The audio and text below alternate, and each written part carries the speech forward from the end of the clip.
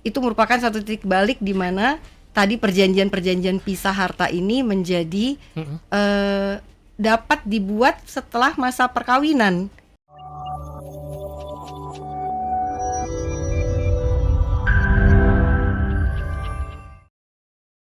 Perjanjian pisah harta.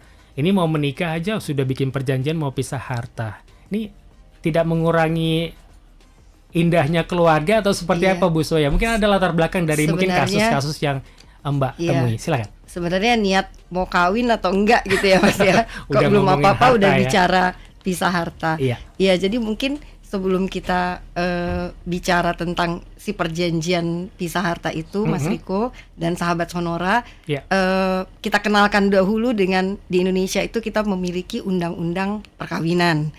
Undang-undang ini sudah ada dari tahun 74. Tapi menariknya nanti di tahun 2015 keluar satu putusan Mahkamah Konstitusi yang itu merupakan satu titik balik di mana tadi perjanjian pisah harta ini menjadi dapat dibuat setelah masa perkawinan.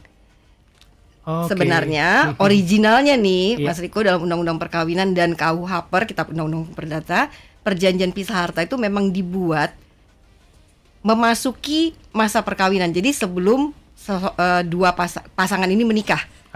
Artinya sang calon istri dan suami itu sepakat atas harta yang akan bagaimana mereka mengatur harta benda dalam masa perkawinan nantinya.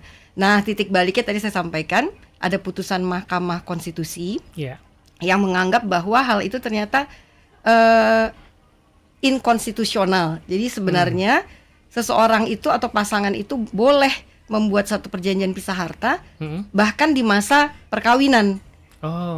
Jadi nggak melulu di sebelum perkawinan, tapi setelah masa perkawinan. Jadi 2 tahun gitu ya. Contohnya saya, Mas Riko, sahabat Sonora, saya sudah menikah sama suami saya hampir 28 tahun dari tahun 2005, bahkan sudah 28 tahun lebih. Kita nggak pernah punya perjanjian pisah harta atau prenuptial agreement. Kerennya disebutnya prenuptial agreement. Nah, setelah tahun 2015 dengan adanya putusan Mahkamah Konstitusi, dimungkinkan saat ini saya dan suami kalau tiba-tiba suami saya ingin berbisnis dan berencana untuk mengatur aset keluarga kita mau dijaminkan dan sebagainya kepada kreditur, kepada pihak bank untuk melindungi aset yang lainnya yang tidak nanti menjadikan bagian dari aset bisnis, kita bisa membuat perjanjian pisah harta di masa perkawinan. Nah, tadi kan Mas Riko bertanya apa sih tujuannya. Jadi alasan para pihak atau kedua belah pasangan ini membuat perjanjian pisah harta bisa kita lihat dari sisi pelindungan atas aset yang akan mereka miliki nantinya dan aset yang mereka sudah bawa. Jadi Mas Riko bayangkan dua orang yang mau menikah ini masing-masing mungkin sudah mempunyai harta sebelumnya, baik itu diperoleh dari orang tuanya sebelum menikah, berdasarkan warisan, misalnya mendapatkan warisan dari kakeknya, kemudian mereka sudah memiliki aset, dan begitu mereka mau menikah, jadi kan ada 2 harta benda nih Mas, yang saya bawa sebelum saya menikah saya sudah miliki, memasuki masa menikah, dan aset yang nanti akan saya peroleh bersama pasangan. Berarti itu ada 2 bundel harta gitu ya Mas, kurang lebih ya. Kita gambarkan yang simpel aja nih. Biar gampang dicerna ya. Ya, biar gampang dicerna Mas Riko. Jadi ada harta bawaan yang bisa berasal dari pemberian dari orang tua atau pemberian dari siapapun sebelum saya menikah, sebelum sang calon ini menikah, termasuk harta warisan dan nanti harta bersama itu semestinya kalau kita memasuki perkawinan, artinya harta yang nanti kita miliki itu ada harta bersama, bundelnya itu bundel bersama gitu Mas, karena walaupun suami yang bekerja, sang istri tidak bekerja, tapi itu dianggap harta itu menjadi menyatu gitu ya Mas ya. Itu ketentuan yang diberlakukan kalau kita tidak membuat perjanjian pisah harta ini atau perjanjian kawin. Jadi kalau A dan B tidak melakukan itu berarti hartanya menyatu. Hartanya bersama. Menyatu. Jadi kalau kita pasangan suami istri, Mas Riko, artinya harta Mas Riko walaupun atas nama suami,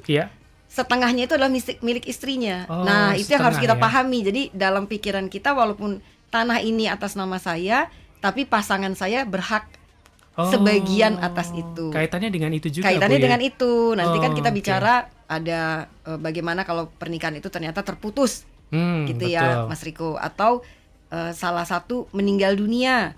Iya, Nah, iya, jadi iya. harta ini bagaimana pembagiannya? Jadi mindsetnya itu sudah begitu. Jadi terlepas dari aset ini tercatat atas nama siapa, baik bergerak, misalnya kendaraan, Iya, iya. kemudian saham-saham gitu Betul, ya, Mas Riko, dalam perusahaan, dan khususnya aset tetap yang kelihatan jelas nih. Biasanya kan yang diperebutkan itu adalah fixed asset ya, Mas, Yang karena kelihatan value-nya bertambah terus. Iya, iya, iya. Kalau mobil berkurang terus, tapi kalau Menyusut ya kalau aset, mobil ya. iya, kalau aset tetap kan memang Bertambah ya. ya